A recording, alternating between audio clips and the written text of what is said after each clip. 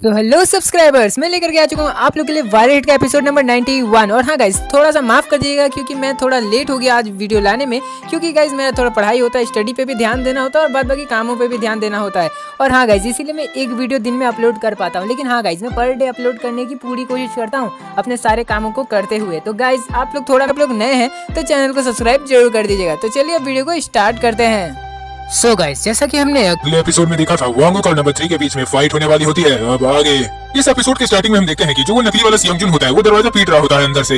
वो बंदा बोलता है, तेरी मौसी का आलू पराठा मुझे बता सकता है कि आखिरकार चल क्या रहा है, मेरे को अंदर क्यों बंद करके रखा है, दरवाजा खोलो। और ये बात सुनकर के बाहर में वो दोनों खड़े होते हैं, मतलब नंबर 3 के दोनों दोस्त। वो छुटकू बोलता है, मतलब यही कारण था जो मेरे को नंबर 3 ने बोला कि हम लोग यहाँ पर आकर के खड़े हो जाए, हम लोग को बस इसका ध्यान रखना है। वो लड़की बोलती है, हाँ वो सब तो ठीक है, लेकिन नंबर 3 गया तो गया कहाँ। और ये सुनकर के वो लड़का बोलता है, कोई बात नहीं, वो जल्द से जल्द आ जाएगा, मैं बस उम्मीद ही कर सकता हूँ कि सब कुछ ठीक हो जाए। और हम लोग इस तरफ देखते हैं कि वांगुक और नंबर 3 में फाइट हो रही होती है। वांगुक ने नंबर 3 के फेस में एक बहुत जोरदार पंच मारा होता है। नंबर 3 बोल रहा होता है, फक, मेरे को लगता है कि मैं इसे हरा नहीं पाऊंगा। आखिरकार ये जो बंदा है इसमें इतनी ज्यादा ताकत क्यों है और ये क्यों मेरे से लड़ रहा है बेमतलब का। इस बंदे का एक एक पंच बहुत ज्यादा ताकतवर है, मेरे को तो इसका एक एक पंच दिखाई भी नहीं दे रहा, इतना ज्यादा स्पीड में ये पंच कर रहा है मुझे। नंबर 3 जैसे तैसे करके ब्लॉक कर लेता है और बोलता है, मेरे ख्याल से मेरे को इसको पकड़ के इसे पटक देना चाहिए जमीन पे। उसके बाद नंबर 3 को वांगुक बोलता है, मेरे ख्याल से तुम इधर उधर गलत जगह पे देख रहे हो। वांगुक बोलता है, अगर तुम किसी से लड़ाई कर रहे हो तो तुम्हें हर जगह पे अपनी नजर बना करके रखनी चाहिए बच्चे। वांगुक के पंचेस मारने की स्पीड इतनी ज्यादा होती है कि वांगुक उसको एक बार में बहुत सारे पंचेस मार रहा होता है। वांगुक उसपे इतने सारे पंचेस बरसा रहा होता है कि नंबर 3 उसे ब्लॉक भी नहीं कर पा रहा होता है, बहुत मुश्किल से वो ब्लॉक कर रहा होता है एक दो पंचेस को। नंबर 3 बोलता है, प्लीज रुक जाओ, 2 मिनट के लिए प्लीज रुक जाओ। वांगुक ये देखते हुए बोलता है, मुझे बहुत अच्छा लगा, तुमने अपनी जिंदगी को बहुत टाइम तक ऐसे ब्लॉक करके बचा रखा है, वैसे तुम इससे कब तक बच पाओगे। वांगुक बोलता है, मैं ज्यादा देरी नहीं करना चाहता हूँ, तो चलो हम लोग इसे जल्द से जल्द खत्म करने की कोशिश करते हैं। तभी अचानक से वांगुक देखता है कि नंबर 3 अपने हाथ को उठाते हुए बोल रहा होता है, सही कहा तुमने, सही कहा, मैं भी चाहता हूँ कि जल्द से जल्द खत्म हो जाए, मेरे ख्याल से ये सब चीज मुझे ही खत्म करनी होगी।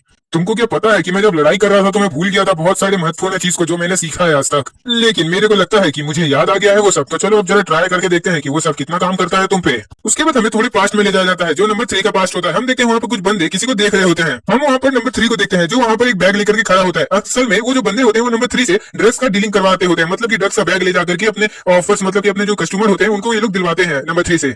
लेकिन जो हमारा नंबर 3 होता है वो उस समय वो काम नहीं सही से कर पाता है। तो बंदा बोलता है, तुम्हारी हिम्मत भी कैसे हुई इस काम को पूरा अच्छे से नहीं करने की, तुम्हें पता नहीं है क्या कि इसकी सजा क्या होती है। तभी अचानक से उस आदमी का हाथ कोई आदमी आकर के पकड़ लेता है। उसके बाद वो आदमी हाथ से पकड़ के उस बंदे को घुमा करके पटक देता है जमीन पे। नंबर 3 सोच रहा होता है, एक ऐसा इंसान जिसे मैं जानता भी नहीं था लेकिन वो आकर के मेरी मदद करता है। उसके बाद वो बंदा बोलता है, हाँ तुम मेरे लिए ये कह सकते हो कि मैं तुम्हें नहीं बचा रहा हूँ, क्योंकि मैं पैसे के लिए इन लोगों को मारता हूँ और इनके जेब से पैसे निकाल लेता हूँ। उसके बाद हमें ऑर्फनेज का सीन दिखाया जाता है। हम नंबर 3 और उसके दोस्तों को देखते हैं, वो जाकर के बोल रहा होता है उस आदमी से, क्या आप हमें सिखा सकते हो ये सब चीज। और ये सुनकर के वो बंदा बोलता है, क्यों, तुम्हें ये सब क्यों सीखना है, वैसे भी तुम तो इतने कमजोर बच्चे हो, तुम्हें वो सब लोग गलत काम करवा रहे थे इसीलिए मैंने बचाया, वैसे क्या तुम्हें कोरियन आती है। तो नंबर 3 बोलता है, नहीं मुझे जापानीज आती है। और फिर वो बंदा बोलता है, ठीक है रुको, मैं तुम्हें सिखाऊंगा ये सब चीज।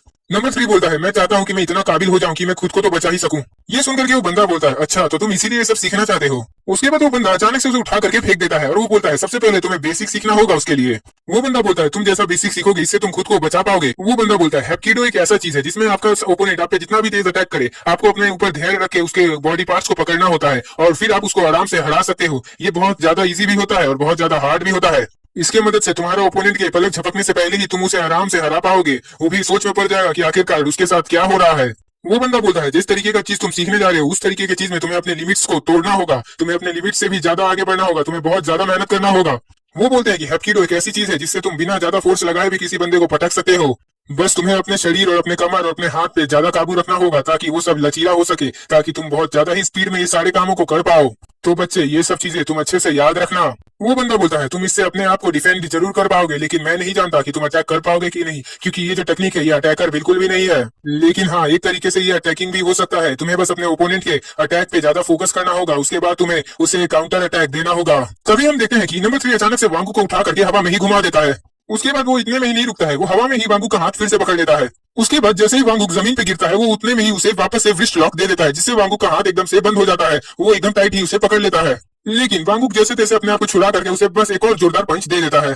उसके बाद नंबर 3 अपने पैर को बहुत ज्यादा ही सामने वांगुक की तरफ कर लेता है और उसे अचानक से एकदम घूमते हुए लो स्पिनिंग हील किक मार देता है, जिससे वांगुक का पूरा हेड पे बहुत जोरदार किक लगता है। नंबर 3 बोलता है, अब तुम्हें कैसा लग रहा है, क्या तुम अपने आंखों को अभी भी खोल पाओगे। नंबर 3 बोलता है, तुम्हें पता है मैंने अपने जूते के थोड़े ऊपर में एक कांच का टुकड़ा घुसा लिया था जिससे मैंने तुम्हें किक मारा है और फिर तुम्हें कट भी लग गया है बहुत ज्यादा डीप वाला। खैर अब जो भी हो, तुम तो अब मुझे देख नहीं पाओगे, तो लोग अब लात खा लो थोड़ा सा। नंबर 3 इस मौके का फायदा उठा करके वांगुक पे बहुत सारे पंच मारने लगता है, लेकिन वांगुक देख नहीं पा रहा होता है, बट वो फिर भी अपने जाने ब्लॉक करने का पूरा कोशिश कर रहा होता है। नंबर 3 वांगुक को बोलता है, अभी भी वक्त है, हार मान जाओ वांगुक। वो नंबर 3 बोलता है, तुम्हें पता है ना, तुमने अपने लिमिट को पहले ही क्रॉस कर लिया है। फिर वांगुक उसकी आवाज को ध्यान से सुनता है। नंबर 3 जो अपने पाँव से मूवमेंट कर रहा होता है, उसका आवाज वांगुक सुन रहा होता है। वांगुक अपने आंखों को बंद करके ही कॉन्सेंट्रेट कर रहा होता है कि असल में वो है कहाँ पर। उसके बाद वांगुक अचानक से नंबर 3 पे एक जोरदार पंच मार देता है उसके फेस पे। नंबर 3 सोच रहा होता है, अब ये क्या हो गया, अब इसने अचानक से एक और नया एबिलिटी अनलॉक कैसे कर लिया। वांगुक अपने मन में सोच रहा होता है, तुम्हारा जो मूवमेंट है और अपने पाँव को जितना तुम दूर में रखते हो, ये बहुत ज्यादा ही बड़ा बड़ा स्टेप तुम लेते हो, और मेरे ख्याल से ये चीज मेरे लिए बहुत ज्यादा ही फायदेमंद रहेंगी इस फाइट में। उसके बाद वांगुक अपने कोच की बात को सोच रहा होता है। उसके कोच बोल रहे होते हैं, तुम्हें पता है वांगुक, सिर्फ हाथ से ऐसे ही आंखों को देखते हुए फाइट करना बहुत इजी लगता है, लेकिन क्या होगा जब तुम्हारे आंखों में कोई प्रॉब्लम हो जाए और वो भी तुम्हारे फाइट के बीच में हो जाए, इस समय तुम बहुत ज्यादा ही बड़े मुसीबत में फंस सकते हो। तब तुम्हें क्या करना होगा कि तुम्हें बस उस अपने माइंड को शांत रखना होगा और उस बंदे के पाँव की आवाज को ध्यान से सुनना होगा। हम देखते हैं कि अब वांगुक अपने बिना आंख को खोले ही नंबर 3 पे बहुत सारे पंच बरसा रहा होता है उसके फेस पे। वांगुक बोलता है, तुझे क्या लग रहा था, तू ये सब गलत काम करेगा, उसके बाद तू मेरी आंखों को बंद कर देगा तो मैं हार जाऊंगा। याद रखना, मेरी आंखें, मेरा फैमिली, मेरे दोस्त सब एक ही है, और मेरी आंखों को तुम खराब भी कर दोगे तो भी मैं अपने दोस्तों की रक्षा करने के लिए अपने हाथों को उठा करके अपने कानों से सुन के ही तुम्हें मारूंगा। मैं अपने दोस्तों के लिए, अपने प्यार के लिए आखिरी सांस तक लड़ने के लिए तैयार हूँ, मैं मरने के लिए भी तैयार हूँ। तभी हम देखते हैं योनवो अपने हाथ से वांगुक के पंच को रोक लेता है। योनवो बोलता है, यार लड़ाई अब खत्म हो चुकी है, अब रुक जा। कब तक तू एक मरे हुए को मारता रहेगा, हवा में इतना पंच चला रहा है, मैं दूर से देख रहा था, बहुत ज्यादा ही मुझे ऑकवर्ड लग रहा था, इसीलिए आकर के तेरे को रोक दिया, सोचा कि तू अंधा हो चुका है तो तुझे बता देना चाहिए वांगुक। अरे अरे जरा देखो तो, तुमने तो इस बंदे को मार के इसका थोबड़ा ही बिगाड़ दिया है, अब इससे शादी कौन करेगा। कोई बात नहीं, जो भी हो, आज का विनर है वांगुक। उसके बाद योनवो कॉल पे बात कर रहा होता है, तो कॉल से आवाज आती है, तुम अभी कैसे हो, क्या तुम ठीक हो। हॉबिन बोलता है, हम लोग जितना ज्यादा हो सके उतना ज्यादा जल्दी आने की कोशिश कर रहे हैं, वैसे तुम्हारे यहाँ पर सब क्या ठीक है। उसके बाद उसको वांगुक बोलता है हॉबिन से, हाँ यहाँ पर सब कुछ ठीक है। तो फिर हॉबिन बोलता है, हाँ मैं समझ सकता हूँ कि सब कुछ ठीक है। और ये सुनकर के ग्यूल पार्ट 2 बोलती है, मैं वहां पर आ रही हूँ वांगुक, मैं तुम्हारा मर्डर करने वाली हूँ। उसके बाद वांगुक बोलता है, मेरे ख्याल से हमें अपने दोस्तों को बता करके अच्छा ही काम किया है। उसके बाद उन लोगों के सामने से आवाज आता है, अपने फ्रेंड्स को बुला लो तुम्हारे बैकअप के लिए। हम हैंक को देखते हैं, वो आते हुए बोल रहा होता है, अपने जाओ और जाकर के अपने दोस्तों को बुला लो यहाँ पर, वरना तुम लोग बहुत बड़े मुसीबत में फंस जाओगे। उसके बाद हम देखते हैं कि वहां पर कुछ आदमी आने लगते हैं। हम देखते हैं कि वांगुक और योनवो को तो कुछ आदमी आकर के घेर लेते हैं चारों तरफ से। उसके बाद योनवो हॉबिन को कॉल करके बोलता है, मेरे ख्याल से सिचुएशन वापस से बिगड़ चुकी है, मेरे ख्याल से उन्होंने अपने दोस्तों को बुला लिया है, गैंगस्टर है वो लोग, फिर भी हम लोग इन्हें यहाँ पर कुछ देर के लिए रोकने की कोशिश करते हैं, तुम लोग यहाँ पर जल्दी आने की कोशिश करो। उसके बाद अचानक से योनवो के फेस पे लाइट पड़ने लगती है।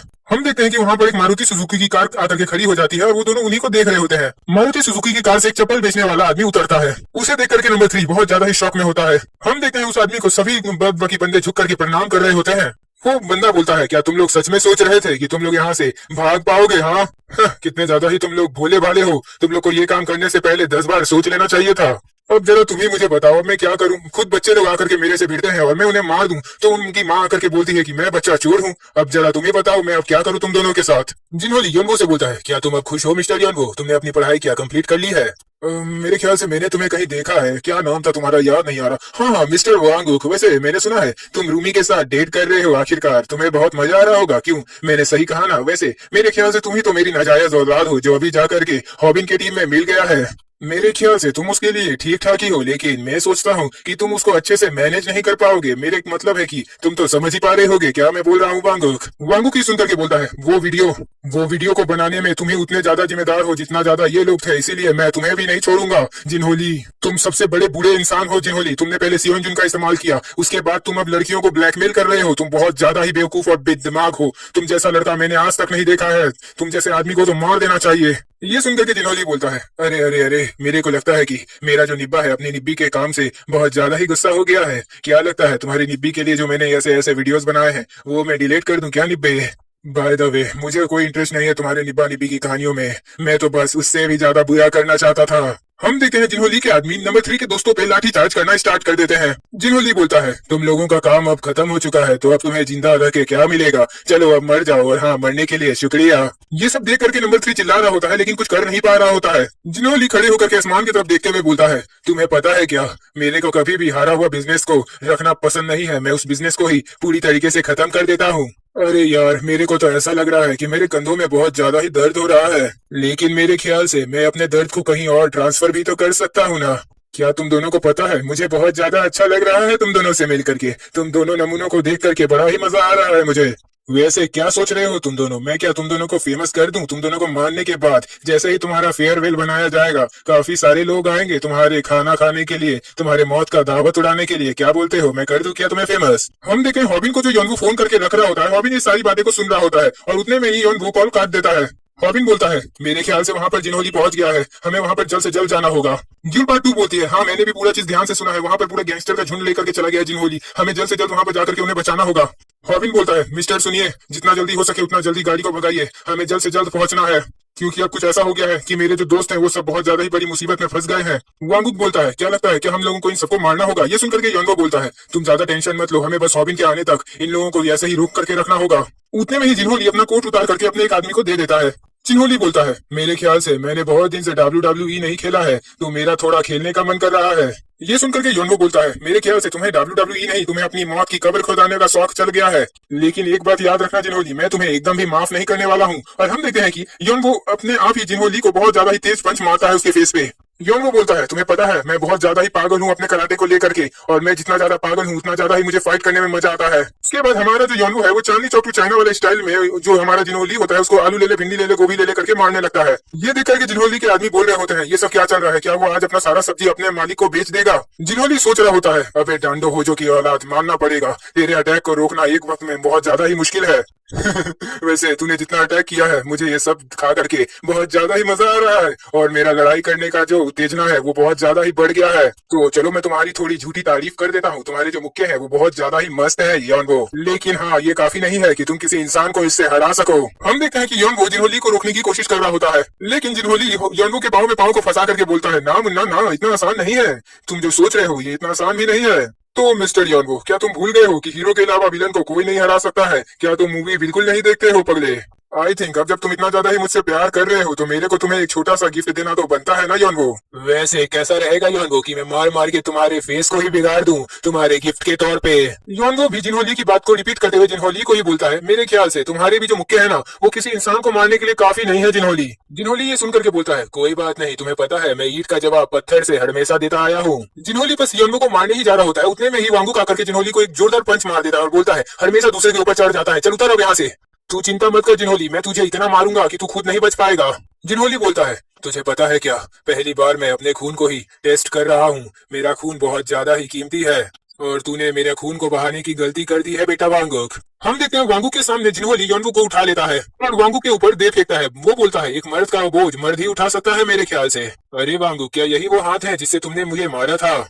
वांगुक, यह हाथ मुझे दे दे वांगुक, वैसे तुम्हें अपने हाथों का बहुत ज्यादा ही ख्याल रखना चाहिए। वांगुक बहुत जोर से इस दर्द के मारे चिल्लाने लगता है। उसके बाद जिन्होली योनवो की तरफ देखते हुए बोलता है, अरे मिस्टर योनवो, तुम उधर क्या कर रहे हो? मुझे अच्छा नहीं लगता है कि तुम इधर खड़ा होकर के बस तमाशा देखोगे, लो थोड़ा तुम भी लात का प्रसाद खाओ। तुम दोनों को क्या लगता है कि तुम दोनों बहुत ज्यादा ही ताकतवर हो, क्यों? हाँ, ये देखकर के नंबर 3 बोल रहा होता है, ये दोनों भी इसको हराने के लिए काफी नहीं है, क्या बात है? तो चलो बच्चों, वक्त आ गया है कि तुम्हारे पापा अब तुम दोनों को सजा दिखाए, तुम्हें अच्छे से पनिशमेंट देना ही चाहिए। क्या बोलते हो मेरे छोटे छोटे प्यारे से बच्चों? वांगुक बोलता है, इसने मेरे राइट हैंड को बहुत ज्यादा ही चोट पहुंचा दी है, मैं उससे हिला भी नहीं पा रहा हूँ। ये सुनकर के योनवो बोलता है, हाँ ये अपने पाँव और अपने शरीर के बल पे बहुत ज्यादा ही हमें मार रहा है। एक काम करते हैं, हम लोग एक एक करके नहीं जाते, हम लोग एक साथ इस पे अटैक करते हैं। योनवो बोलता है, हर किसी की एक ना तो एक कमजोरी होती है, इसका मैं एक पाँव पकड़ता हूँ, और वांगुक तुम इसे मारो पंच, बहुत सारे पंच मारना तुम इसे। हम देखते हैं कि वांगुक और योनवो दोनों जिन्होली की तरफ आगे बढ़ रहे होते हैं उसे मारने के लिए। जिन्होली बोलता है, तुम लोगों से लड़ करके मुझे कुछ भी खास मजा नहीं आ रहा है, क्योंकि देखा जाए तो मुझे असली मजा तो उस लड़ाई में आया था जिस लड़ाई में मेरा ओपोनेंट बहुत ज्यादा ही मुझ पे भारी पड़ रहा था। उसके एक एक मुक्के, उसके एक एक अटैक मुझे बहुत ज्यादा ही पागल कर रहे हैं। अब उससे वापस लड़ाई करने के लिए मैं उसे बहुत जल्द ही मारने वाला हूँ, वो भी अपने इन्हीं हाथों से। हम देखते हैं ये सब चीज सोचते सोचते ही जिन्होली योनवो के आड़ी बाड़ी को तोड़ देता है। योनवो को इतना ज्यादा जोर से ये किक लगता है कि योनवो बोलता है, अरे अरे मेरे अखरोट तो टूट गए, मेरे अंडे फूट गए। जिन्होली बोलता है, अगर तुम ज्यादा लड़ाई के बारे में सोचोगे तो तुम बहुत ज्यादा ही मार खाते रहोगे। तुम दोनों को मैं आज एक शिक्षा देता हूँ, लड़ाई में कभी भी ज्यादा सोचना मत करो, क्योंकि अगर तुम लोग ज्यादा सोचोगे तो लड़ नहीं पाओगे, और जो बिना सोचे हाथ पैर चलाते हैं वही असली में जीत पाते हैं। तभी हम देखते हैं जिन्होली योनवो को जमीन पे पटक देता है बहुत जोर से सर के बल पे। जिन्होली बोलता है, तुम्हें पता है मैंने आज तक बहुत लोगों से लड़ाई की है, और मैं तब जाकर के इस जगह में पहुंच पाया हूँ। तुम्हें लगता है कि तुम जैसे छोटे मोटे बच्चों से मैं हार जाऊंगा? मुझे तो कभी कभार ऐसा लगता है कि तुम जैसे बच्चों में एकदम भी दिमाग नहीं है, एकदम बद दिमाग हो तुम बच्चे। हम देखते हैं जिन्होली वांगुक पे भी अटैक कर देता है। जिन्होली बोलता है, तुम्हें पता है बच्चों एक बात, यही कि बच्चों को बड़ों लोगों से पंगा नहीं लेना चाहिए। लेकिन जो भी हो, मैं मानता हूँ कि योनवो ने अपने शरीर को बहुत ज्यादा ही मजबूत कर लिया है लगातार ट्रेनिंग कर करके। और हाँ वांगुक, तुम भी बहुत ज्यादा ताकतवर थे, मुझे तुमसे वापस से लड़ने का मन जरूर कर रहा है। वैसे बच्चों चलो आज की क्लास अब खत्म होती है यहीं पे। फिर नंबर 3 को जिनहोली के आदमी उठा करके बोलते हैं कि बॉस अब हमें इस आदमी का क्या करना चाहिए। जिनहोली बोलता है इसे भी तुम लोग मार डालो, और हाँ एक भी सबूत मत छोड़ना, ऐसा लगना चाहिए कि यहाँ पर कुछ हुआ ही नहीं है। फिर जिनहोली के सामने से एक आवाज आती है, वहीं पर रुक जाओ जहाँ पर तुम हो। हम देखते हैं वहाँ पर हॉबिन पहुंच गया होता है। वो बोलता है आखिरकार मैं यहाँ पर आ ही गया, मैं उम्मीद करता हूँ कि मैं देरी नहीं किया हूँ अभी तक। हॉबिन बोलता है तो चलो अब मिल करके सारे गैंगस्टर को मार देते हैं। हम देखते हैं वहाँ पर बहुत सारे पुलिस ऑफिसर्स भी आ चुके होते हैं। एक पुलिस वाला हॉबिन के पास आकर के बोलता है तुमने कहा था यहाँ पर गैंगस्टर है, और ये सुनकर के हॉबिन बोलता है हाँ मैंने सही कहा था। हॉबिन बोलता है तुम लोग अपने हथियारों को अच्छे से तैयार कर लो, क्योंकि तुम लोग अब इस दुनिया के सबसे ज्यादा खतरनाक आदमी से फाइट करने वाले हो, जो इस कोरिया का सबसे ज्यादा खतरनाक आदमी है। सो हेलो सब्सक्राइबर्स, मैं लेकर के आ चुका हूं आप लोग के लिए वाइट का एपिसोड नंबर 92। और हाँ गाइस, जो लोग चैनल पे नए हैं लोग चैनल को सब्सक्राइब जरूर कर दीजिएगा। और हाँ गाइस, आज लोगों का बहुत बहुत थैंक यू, आप लोगों ने मेरे को सपोर्ट दिखाया। चलिए वीडियो को स्टार्ट करते हैं। सो गाइस, जैसा कि हमने अगले एपिसोड में देखा था, हॉबिन पुलिस वालों को लेकर के वहां पर पहुंच चुका होता है मौका वारदात पर। अब आगे इस एपिसोड में हम देखते हैं कि पुलिस वाले गैंगस्टर्स को खोज रहे होते हैं, लेकिन उन्हें गैंगस्टर्स कहीं दिख नहीं रहे होते हैं। हॉबिन भी दौड़ते हुए आगे बढ़ रहा होता है और बोल रहा होता है अब बारी आ गई है कि मैं जिनहोली का खेल हमेशा हमेशा के लिए खत्म कर दूंगा। उसके बाद अचानक से हॉबिन और ड्यूल पार्ट 2 रुक जाते हैं। हॉबिन बोलता है अरे तुम दोनों यहाँ पर हो। हम उन दोनों के सामने वांगुक और योंगो को देखते हैं। हॉबिन देख करके बोलता है वांगुक तुम ठीक तो हो ना। हॉबिन बोलता है मेरे ख्याल से तुम दोनों को ज्यादा चोट नहीं लगे, वैसे जिनहोली कहाँ पर है। और ये बात वांगुक बोलने ही जा रहा होता है, उतने में ड्यूल पार्ट 2 आकर के उसके पेट में एक बहुत जोरदार पंच मारते हुए बोलती है तुम्हारी हिम्मत भी कैसे हुई हमें अकेला छोड़ के जाने की, तुम ऐसे लड़ाई करने के लिए कैसे जा सकते हो, तुम्हें क्या लगता है तुम्हारे पास खोने के लिए कुछ भी नहीं है, यहाँ तक कि तुम्हारे पास अपनी बहन भी नहीं है। वांगुक बोलता है माफ कर देना मुझे। फिर नंबर 3 की टीम के मेंबर आते हुए बोल रहे होते हैं वाओ यहाँ पर तो बहुत सारे ऑफिसर्स आए हुए हैं, लगता है हम लोग को पकड़ के ले जाएंगे। लेकिन जो भी हो हम लोग सरेंडर करते हैं, आप लोग हमें पकड़ के ले जाइए प्लीज। पुलिस वाले इन्हें देख करके बोलते हैं यहाँ तो बस 3 वो बच्चे हैं, और इन्होंने कहा था कि यहाँ पर पूरा गैंगस्टर का झुंड है, लेकिन यहाँ कहीं गैंगस्टर का झुंड तो दिख नहीं रहा। एक पुलिस वाला फिर नकली सेमजुन को भी पकड़ के लाता हुआ बोल रहा होता है हमने एक और जन को ढूंढ लिया, ये वहाँ पर छुपा हुआ था। और नकली सेमजुन बोलता है मेरे को कुछ भी नहीं पता है। वो छोटा लड़का बोलता है क्या आप हम लोग को अरेस्ट नहीं करना चाहते हैं। उसके बाद ये सुनकर के एक पुलिस वाला बोलता है हाँ इसे पकड़ लो, और हॉबिन ये सब देख रहा होता है। गिल पार्ट 2 बोलती है हाँ यहाँ पर ये जो नकली वाला सियोंजुन है ये यही लड़का था, और इसको ये काम करने के लिए नंबर 3 और जिनहोली ने बोला था। हॉबिन ये देख करके बोलता है मैंने कभी भी इन लोग को जिनहोली की टीम में नहीं देखा है, मेरे को तो लगता ही नहीं कि ये लोग कोरिया के हैं। वांगुक बोलता है मेरे को माफ कर देना, मैं नॉक हो गया था जिनहोली के हाथों। और ये सुनकर के गिल पार्ट 2 बोलती है क्या कहा तुम जिनहोली के हाथों नॉक हो गए थे। और ये सुनकर के वांगुक बोलता है हाँ मैं नॉक हो गया था, इसी कारण से मैं ज्यादा कुछ नहीं देख पाया हूँ, बस इन तीनों को मार खाते हुए ही देखा था मैं। उसके बाद हमें थोड़ा पास्ट में ले जाया जाता है, जहाँ पर जिनहोली को कोई बोल रहा होता है जरा एक सेकंड रुक तो जाओ। जिनहोली पीछे बिना देखे ही बोलता है अब तुम कौन हो जो मुझे रोकने वाले आए हो। उसके बाद हमें जिनहोली का बिल्डिंग दिखाया जाता है। हम जिनहोली को देखते हैं, वो बोल रहा होता है तुम बहुत ज्यादा ही लकी हो, तुम्हारे लक से तो अब मुझे जलन हो रही है नंबर 3। उसके बाद जिनहोली के पीछे से आवाज आती है अब इन सब बातों को छोड़ दो तुम। हम लोग वहाँ पर सीओ हेंसू को देखते हैं। सीओ हेंसू बोलता है अब इन बातों को भूल जाओ, बीती बातों को याद करना बेकार चीज होती है। फिर हमें पास की तरफ दिखाया जाता है, जहाँ पर नकली वाले सियोंजुन को फेंक कर जाता है और वो जमीन पे गिरते हुए दिखता है। सीओ उसे जिनहोली के पास लाते हुए बोल रहा होता है मेरे ख्याल से तुमने एक जन को ऐसे ही खुले छोड़ दिया था। जिनहोली सीओ को देख करके बोलता है तुम यहाँ पर क्या कर रहे हो, और अब की बार लगता है तुम वापस से अपने दोस्त को ही सपोर्ट करने आए हो। और ये सुनकर के सीओ बोलता है हाँ शायद तुम्हें ऐसा ही लग रहा होगा। सीओ बोलता है यहाँ पर आसपास में पुलिस की गाड़ियां आ गई हैं, मेरे ख्याल से हॉबिन भी यहाँ पर आ ही गया होगा। और एक बात, यहाँ पर पुलिस बहुत जल्दी आ जाएगी, तो तुम लोग इन्हें मारने का एक तो भूल करोगे और अपना टाइम बर्बाद करोगे। इससे अच्छा इन सबको यहीं पर छोड़ दो। ये लोग वैसे भी इतने कमजोर भी नहीं है, अगर ये लोग एक बार जेल में जाने के बाद वापस से अपनी जिंदगी स्टार्ट करना चाहें तो ये लोग कर भी सकते हैं। ये सब सुनने के बाद जिनहोली जाकर के सीओ उनके कान में बोलता है अच्छा जरा मुझे बताओगे कि तुम्हारा प्लान क्या है। सीओ बोलता है धत तेरी का, कितने ज्यादा तुम बोरिंग हो, तुम्हें मेरी बातें समझ में नहीं आती। सीओ बोलता है मैं कहना चाहता हूँ कि हम लोग इन जो 3 नमूने हैं इनका सही से इस्तेमाल करते हैं। चलो हम इन तीनों से एक डील करते हैं, अगर ये तीनों सारा का सारा इंजाम अपने ऊपर ले लेते हैं तो हम लोग इन्हें नंबर 3 को छोड़ देंगे और नंबर 3 जिंदा ही रहेगा, और उल्टा पुलिस वाले इन्हें पकड़ के ले जाएंगे और हम लोग यहाँ से शांति से अपने जान बचा करके भाग सकते हैं। वेट, मेरे ख्याल से वो 3 नहीं, वो तुम भी होगे उनके साथ जो इसमें पकड़ाने वाले हो। बाय द वे एक बार तुम ध्यान से सुन लो, मुझे कोई फर्क नहीं पड़ता है कि तुम मरना पसंद करोगे या फिर जीना, क्योंकि तुम्हारे ऊपर है, मैंने तुम्हें चॉइस दे दी है। अब मैंने चॉइस तो दे ही दी है, या तो अपने दोस्त को तुम लोग बचा लो या तो हाथों हाथ मर जाओ सारे के सारे। तो चलो अब सब कोई फटाफट चुनो कि तुम्हें करना क्या है। सीओ की बात सुनकर के वो तीनों लोग सोचने लग जाते हैं, और ये सब सुनने के बाद नंबर 3 बोल रहा होता है हाँ मैं मानता हूँ उन लोगों ने वही ऑप्शन को चुना होगा, और आखिरकार इन सब में मेरी ही गलती है। काश मैं ये सारे काम उनसे नहीं करवाता, ऐसा करके मैंने बहुत बड़ी गलती कर दी है। वो सब मेरे सच्चे दोस्त हैं जो मेरे को बचाने के लिए खुद जेल जाने के लिए भी तैयार हो गए, मेरे को अकेला छोड़ दिया मेरी जिंदगी के लिए बस। उसके बाद जिनहोली सामने से चलते हुए बोल रहा होता है अच्छी बात है, ये तो मानना पड़ेगा मिस्टर हेंसू, तुम तो बहुत अच्छे से साइड कैरेक्टर्स का इस्तेमाल करते हो अपनी जान तक को बचाने के लिए। लेकिन पता नहीं क्यों मुझे अच्छा नहीं लग रहा है, क्योंकि मैं हमेशा साइड कैरेक्टर्स को मार देता हूँ। लेकिन खैर छोड़ो, मेरे को लगता है मुझे ज्यादा चिंता करने की कोई जरूरत नहीं है, क्योंकि तुम तो सब कुछ अकेले ही संभाल लेते हो। तो सीओ अब वक्त आ चुका है कि तुम अपने काम को खत्म करो जो मैंने तुम्हें कहा था करने के लिए। ये सुनकर के सीओ बोलता है हाँ, और हाँ मैं भी चाहता हूँ कि मैं अपना काम खत्म करने के बाद तुम मेरे काम को भी खत्म कर दो जिनहोली। तुम जानते हो कि मैं क्या चाहता हूँ, मैं ये रीजन जानना चाहता हूँ कि आखिरकार तुम हॉबिन के पीछे क्यों पड़े हो और हॉबिन को क्यों मारना चाहते हो। उसने तुम्हारा भले ही सब कुछ बिगाड़ा हो, लेकिन इससे वो नहीं साबित होता कि तुम उसे मारोगे। जिन्होंने ये सुन करके बोलता है, मेरे ख्याल से तुम अभी भी हॉबिन को अपना दोस्त ही मानते हो। क्यों, मैंने सही कहा ना सीओ? तो मैं तुम्हें एक बात बता देता हूँ सीओ, मुझसे उस सब चीजों के बारे में बात मत किया करना, समझ गए ना? वो लोग ऐसे बात कर ही रहे होते हैं, तभी उनके साइड से आवाज आ रही होती है, मतलब रूम के बाहर से। हम देखते हैं एक लेडी आकर के खड़ी होती है, वो बोल रही होती है, रूम सर्विस से मैं आई हूँ, आप लोगों ने मुझे यहाँ पर बुलाया था। जिन्होंने उसके बाद अच्छे से बोलता है, देखो सीओ, मैं मानता हूँ कि जो भी हुआ है, लेकिन हाँ, मैं तुम्हारे लिए ये सब चीज नहीं बता सकता हूँ। लेकिन सीओ जिन्होंने की बातों को इग्नोर मारते हुए बोलता है, मुझे अभी बहुत ज्यादा ही भूख लगी है। जिन्होंने सीओ से बोलता है, आखिरकार तुम मुझे रीजन बता सकते हो क्या जो तुमने नंबर 3 की जान बचाई है? सीओ बोलता है, मैं नहीं जानता कि मैंने ये काम क्यों किया है, और मैं ये भी नहीं जानता कि मैं आखिरकार इन लोगों के लिए क्या फील करता हूँ।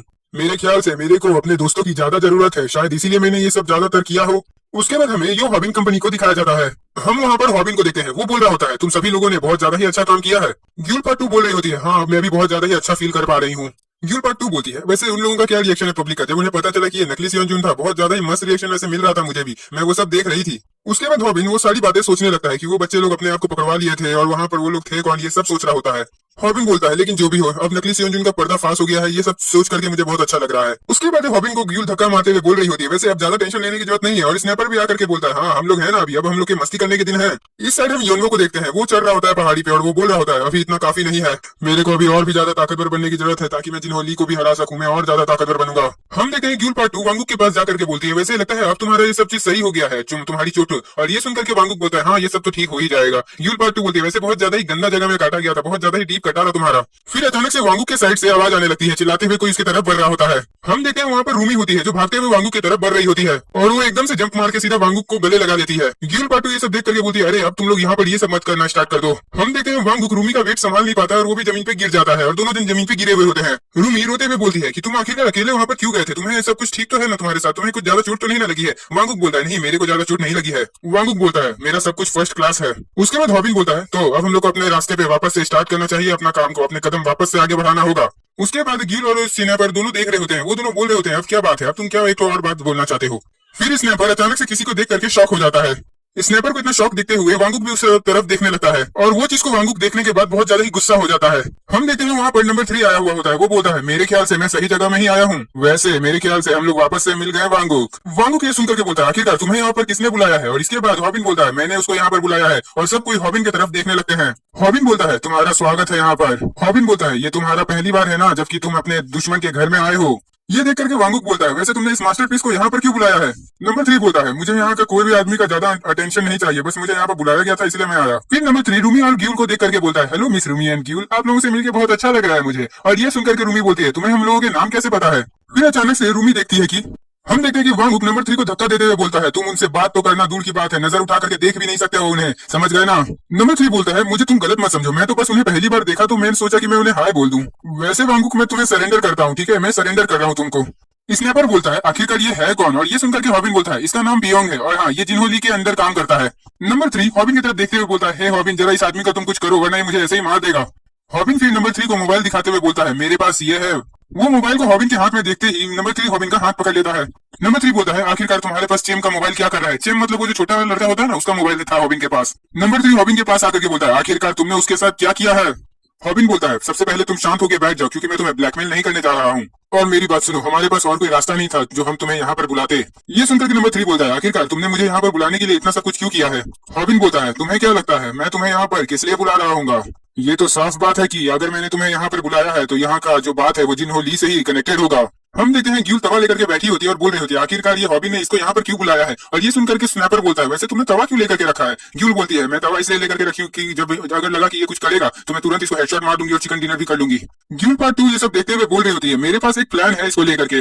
ग्यूल पार्ट 2 बोलती है, हम लोग सबसे पहले इसके सारे दांत तोड़ देते हैं, उसके बाद इसके सारे दांतों को एक जगह इकट्ठा करके जिन्होली को भेज देंगे, उसके बाद वो इसको बचाने के लिए इधर आएगा और फिर हम लोग उसे भी मार देंगे। और ये सुनकर के नंबर 3 बोलता है, जैसा भाई है वैसा ही बहन है, क्यों मैंने सही कहा ना? ग्यूल पार्ट 2 ये सब सुनने के बाद बोलती है, अब हम इसके दांत नहीं तोड़ेंगे, हम दोनों इसके हाथों को काट करके भेजेंगे। अब हॉबिन बोलता है, हमें कुछ ऐसा करना होगा जिससे हमें जिन्होली के बारे में सब कुछ पहले ही पता चल सके। और ये सुनकर के ग्यूल बोलती है, हाँ तो मेरा आइडिया भी तो अच्छा है, इसके दोनों हाथ काट के भेज देते हैं ना उसे, वो खुद बाहर आ जाएगा, उसके बाद इतना मेहनत करने की जरूरत ही नहीं पड़ेगी। हॉबिन बोलता है, सबको अब मेरी बात को ध्यान से सुनो, मेरे ख्याल से अब जो ये मौका है ये बार बार नहीं आने वाला है। जिन्होंली को लगता है कि वो कभी हमारे पास आता है तो कभी हमारे दूर भाग जाता है हमसे, और हाँ वो बहुत जल्दी ही अमीर होते जा रहा है, ऐसे वो अपनी सेना बहुत जल्दी ही तैयार कर लेगा। तो हमें इसके लिए ये मौका नहीं गंवाना चाहिए, हमें उसके बारे में सारे के सारे इन्फॉर्मेशन की जरूरत होगी। और सबसे बड़ी बात, जो सीईओ है वो भी अब जिन्होली के साथ मिल चुका है और उसका साथ दे रहा है, तो अब हमें बहुत बड़ी लड़ाई लड़नी होगी। मेरे ख्याल से अब हमें एक प्लान बनाना होगा कि हम लोग कैसे जिन्होली को पकड़ सकते हैं। हॉबिन बोलता है, मैं जानता हूँ कि वो बहुत ज्यादा ही बुरा है और हमारा काम है कि हम जिन्होली को ये सारे कामों से रोके। तो नंबर 3, अगर तुम चाहते हो कि तुम इस दुनिया में रह करके कुछ अच्छा काम करो और अच्छे से जियो, तो तुम्हें हमारा साथ देना होगा, तुम्हें हमारी तरफ होना होगा। ये सुनकर के नंबर 3 बोलता है, ओह तुम लोग चाहते हो कि मेरी जो जिंदगी है मैं उसे एक सही रास्ते पे लेकर के आ जाऊं, लेकिन अगर मैं बोलूं तो मेरे को लगता है मेरे को इन सब चीजों से कोई फर्क नहीं पड़ता है। हॉबिन बोलता है, मैंने अभी तक बोलना बंद नहीं किया है। तो नंबर 3, मैं तुम्हें एक और बात बता दूं, तुम्हारे पास और कोई रास्ता भी नहीं है हमारे इस चीज को एक्सेप्ट करने के अलावा। इतना तुम जान लो कि अगर तुम ये सब काम करोगे तभी तुम अपने सारे दोस्तों को बचा पाओगे। हॉबिन बोलता है, वैसे तो मैं कोई बड़ा आदमी नहीं हूँ, लेकिन हाँ मेरा बड़े बड़े लोगों के साथ जान पहचान है, बातचीत है, तो तुम जानते ही होगे। और ये सुनकर के गिलबार्ट 2 बोलती है, अच्छा क्या तुम वो कांग्रेसमैन नियोंग का बात कर रहे हो? फिर हॉबिन मोबाइल में भी एक वीडियो चलाते हुए बोल रहा होता है, जरा तुम खुद ही इसको देख लो, तब तुम्हें खुद अच्छा लगेगा, एक बार ये वीडियो देख लो तुम। अभी जो तुम्हारे दोस्त है उन्हें बस ऐसे ही छोटे मोटे से जेल में डाल करके रखा गया है, जैसे पहले कैदियों को डाल के रखा जाता है पूरा पूछताछ करने के लिए। तो अगर तुम मेरे साथ काम करोगे तो मैं इन लोगों को जल्द से जल्द छुड़वा दूंगा। ये देख करके नंबर 3 बोलता है, आखिरकार तुमने ये सब कैसे किया? क्या तुम ये सब सच में करवा सकते हो? मेरे ख्याल से मानना पड़ेगा, अभी के टाइम पे रिश्ते दूसरों से बना करके रखना, अच्छे से जान पहचान बना करके रखना बहुत ज्यादा ही अच्छी चीज होती है। इसका मतलब यही एक कारण है जो जिन्होंने भी अपने अच्छे से अच्छे रिश्ते बनाने का कोशिश कर रहा है। और ये सुनकर के हॉबिन बोलता है, तुमने क्या कहा अभी? नंबर 3 बोलता है, अभी कुछ दिन पहले ही जिन्होंने एक पॉलिटिशियन से मिलने के लिए गया था। अब वो उस पॉलिटिशियन को अच्छे से पैसे देता है, उसको फंड्स देता है और उसके साथ रहता है, उसको मतलब वो पॉलिटिशियन पूरा जिन्होंने को अब सपोर्ट कर रहा है। ये सुनकर के स्नैपर चौंक जाता है और बोलता है, ऐसा नहीं हो सकता है, क्या कोई और गधा भी है जो तैसन जैसा ही उसके साथ मिलकर के काम कर रहा है? ये सब लोग कैसे सोच लेते हैं यार ऐसा करने के बारे में? हॉबिन नंबर 3 को बोलता है, मुझे सब कुछ बताओ जो भी तुम जानते हो, मुझे जिन्होली के बारे में सारी की सारी चीजें बताओ। फिर हम जिन्होली को देखते हैं, वो बोल रहा होता है, सॉरी मैं यहाँ पर खाली हाथ आ गया हूँ। ये सुनकर के वो पॉलिटिशियन बोलते हैं, मेरे से जो मिलने आते हैं मैं उनसे उम्मीद नहीं करता हूँ कि वो मेरे लिए कुछ ले करके आए। जिन्होंने ये सुनकर के बोलता है, वैसे अभी तो तुम्हें किसी चीज का जरूरत नहीं है, लेकिन हाँ अगर तुम्हें किसी चीज का जरूरत होगा तो तुम बस मुझे एक बार कॉल कर देना, मैं तुम्हारे पास वो सारी चीजों को ला करके एकदम लदालद भर दूंगा। उसके बाद अचानक से वो पॉलिटिशियन खड़ा हो जाता है। वो पॉलिटिशियन बोलता है, मेरे ख्याल से ये मेरी ही गलती है, मुझे लगता है कि मुझे तुम जैसे गैंगस्टर के साथ अपना हाथ ही नहीं मिलाना चाहिए था। वो पॉलिटिशियन बोलता है, मुझे नहीं लगता कि मैं तुम लोगों के साथ ज्यादा दिन तक रह पाऊंगा। इसमें सबसे बड़ी दिक्कत यही है कि मैं नहीं चाहता कि मैं भी जेल की सलाखों के पीछे चला जाऊं, और मुझे ऐसा होना भी नहीं है। तो अगर मैं बोलूं तो हम दोनों को अपने अपने सुरक्षित रास्तों में चलना चाहिए। जिन्होंने बोलता है, तुम्हें पता है अभी इलेक्शन सामने आ गया है, अब तुम सोच लो कि तुम्हें मेरे से पैसे की चाहिए कि नहीं। अगर तुम चाहो तो तुम आ ही सकते हो, वैसे अगर तुम आना चाहो तो आ सकते हो, चॉइस तुम्हारे ऊपर है। लेकिन हाँ एक बात तुम ध्यान रखना कि तुम अगर श्योर हो कि तुम अपना एकदम सही चुनाव कर रहे हो, तुमने गलत चीज को नहीं चुना है। और एक बात मिस्टर पॉलिटिशियन, इस दुनिया में हर कोई ना तो कोई गलतियां करता रहता है, लेकिन उन्हें एक मौका तो देना चाहिए खुद को साबित करने का। क्या बोलते हो, क्या तुम मुझे एक मौका दोगे? और ये सुनकर के पॉलिटिशियन बोलता है, क्या कहा? मैं तुम्हें एक मौका दूं? ये सुनकर के पॉलिटिशियन बोलता है, ठीक है मैं इसके बारे में सोचूंगा। और ये सुनकर के जो होता है डॉनसुक वो बोलता है, आखिरकार तुम इस जैसे बेकार और पावरलेस आदमी को इतना ज्यादा रिस्पेक्ट क्यों दे रहे हो? जिन्होंने ये सुनकर के बोलता है, डॉनसुक तुम्हें क्या लगता है हम लोग आगे नहीं बढ़ रहे हैं? जिन्होंने बोलता है, हमें बस अपने लिमिट्स को तोड़ना होगा, और अपने लिमिट्स को तोड़ने के लिए हमें अच्छे से अच्छे कनेक्शन बनाने होंगे, और उसके लिए हमें गधे को भी अपने सर पे बैठाना ही पड़ेगा। क्योंकि हमेशा याद रखना डॉनसुक, हमारे जो पंख थे वो कट चुके हैं, अब हम उसे वापस से बना नहीं सकते हैं, लेकिन हाँ हम लोग दूसरे पंख को लगाने की कोशिश कर सकते हैं। और एक बात बताता हूँ, हम लोग जब दुकान में चॉकलेट लेने जाते हैं तो हमें सिर्फ काम चॉकलेट से होता है, ना कि रैपर से। अगर हम लोग रैपर से चॉकलेट निकाल देते हैं तो हम लोग उसके बाद रैपर को फेंक देते हैं, वैसे ही हम लोग इस पॉलिटिशियन के साथ भी करेंगे। तो तुम क्या समझे डॉनसुक, हमें बस अपने काम को और अच्छे से करने के लिए जरूरत है, समझ गए ना? क्योंकि अब जो खेलने का हमारा वक्त था वो खत्म हो चुका है, अब हमें असली काम में भिड़ना होगा। तो आज से ही हम लोग अब सीरियस होने वाले हैं अपने काम को लेकर के।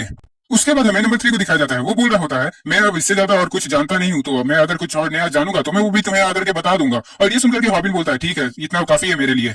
हॉबिन बोलता है, मेरे ख्याल से मुझे ऐसा लग रहा है कि एक मूवी अब असली जिंदगी में काम आ रही है, और मेरे ख्याल से अब हमें बहुत बड़ी जंग के लिए तैयार होना होगा। वैसे मैंने अपना नंबर तुम्हारे उस दोस्त के मोबाइल में सेव कर दिया है, अगर कोई भी बात हो तो मुझे फोन कर लेना तुम नंबर 3। ये सुनकर के नंबर 3 बोलता है, वैसे क्या तुम सच में श्योर हो ये सब चीजों को लेकर के? क्योंकि अब ऐसे लोगों से तुम पंगा लेने जा रहे हो जिनसे डील करना इतना आसान नहीं है। ये सुनकर के हॉबिन बोलता है, क्या तुमने अभी तक अपना सबक सीखा नहीं है नंबर 3? हम लोग उन लोगों से कुछ ज्यादा ही स्ट्रांग है, समझ गए ना नंबर 3? हम लोग उन लोगों से हर चीज में ज्यादा ताकतवर हैं। कैसे भी हालात हो हम लोग उन हालातों से लड़ना अच्छे से जानते हैं। हमें फर्क नहीं पड़ता कि हमें कितना चोट लगे और हम कितना ज्यादा घायल हो जाएं। तो इसीलिए मेरे ख्याल से तुम्हें ज्यादा चिंता करने की जरूरत नहीं है। वैसे अब तुम्हारा भी जो रोल है वो भी बहुत ज्यादा इंपॉर्टेंट हो चुका है हम लोग के लाइफ में। उसके बाद नंबर 3 बोलता है, मैं पूरी कोशिश करूंगा कि मैं तुम लोगों के साइड से अच्छा काम करूं। उसके बाद हम एक प्लेस को देखते हैं जहां पर सब लोग मॉर्निंग वॉक कर रहे होते हैं। वहां पर कोई बात कर रहा होता है, हमें शायद और भी थोड़ा तेज दौड़ना होगा, हमें बस आखिरी बार एक चक्कर काटना है इस जगह का। हम लोग देखते हैं कि वहां पर दूसरे रनिंग कंपटीशन के सारे बंदे, मतलब जो लोग जीतते आए हैं अभी तक, वो लोग रनिंग कर रहे होते हैं, मतलब अपना प्रैक्टिस कर रहे होते हैं। फिर तभी अचानक से उस बंदे की नजर एक बंदे पे पड़ती है, वो उसे देख रहा होता है। वो जो बंदा होता है वो उस रनर को धक्का देते हुए बोलता है, एक्सक्यूज मी, जरा पीछे हटिए। और वो बंदा बहुत ही ज्यादा स्पीड में दौड़ रहा होता है। वो बंदा बोलता है, आखिरकार अब मैं बहुत ज्यादा ही अच्छा महसूस कर रहा हूँ। मेरे ख्याल से मैं 10 किलोमीटर तक तो आराम से दौड़ा हूँ। मुझे सच में कोरिया बहुत ज्यादा पसंद है, यहाँ पर मैं बहुत अच्छे से जॉगिंग कर सकता हूँ।